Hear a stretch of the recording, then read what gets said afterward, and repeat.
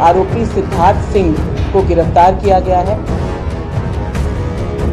उसको गुस्सा आया, आवेश में आकर उसने मूर्ति को खंडित किया।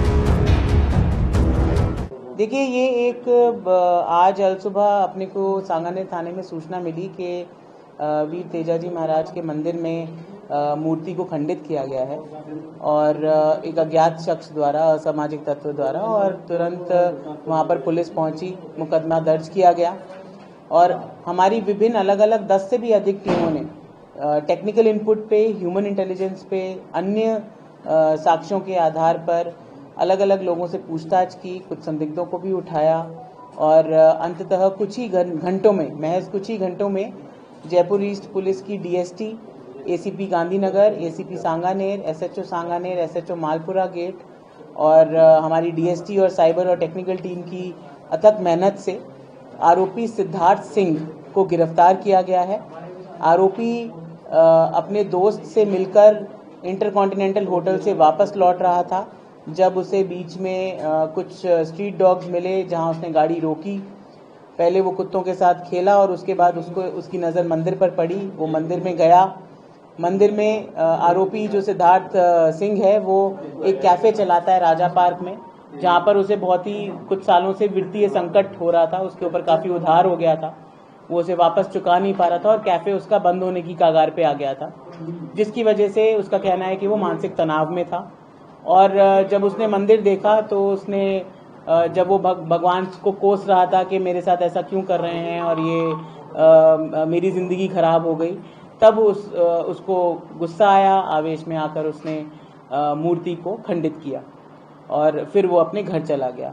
आरोपी को तुरंत ट्रेस आउट करके महज कुछ घंटों में गिरफ्तार किया गया है और अब इसे माननीय न्यायालय के समक्ष पेश करके आगे का अनुसंधान किया जाएगा। किस धारा में मामला दर्ज किया? ये धाराएं बीएनएस की अलग अलग जो सांप्रदायिक सौहार्द बिगाड़ने की धाराओं में मुकदमा सांगानेर थाने में दर्ज किया गया।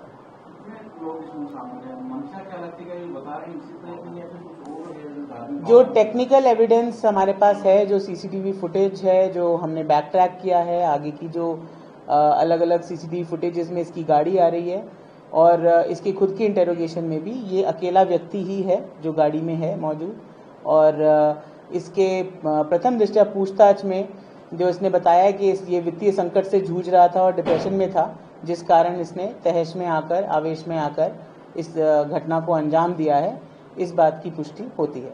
हिरासत में और कितने लोगों को लिया? इसी क्रम में आगे जो विरोध प्रदर्शन कर रहे थे उसमें से कुछ भीड़ में उपद्रवियों ने जो गाड़ियों के साथ तोड़फोड़ की है, रोड हाईवे को जाम किया है, सरकारी संपत्ति को नुकसान पहुंचाया है और पेट्रोल पंप में जाकर आगजनी करने की कोशिश की है।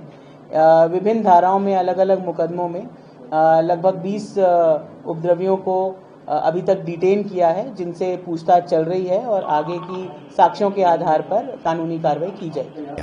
पुलिस ने मामले में तत्परता दिखाते हुए आरोपी सिद्धार्थ सिंह को गिरफ्तार कर लिया है। पूछताछ में आरोपी ने बताया कि उसका राजा पार्क में कैफे था जिसमें उसे बड़ा घाटा हुआ था।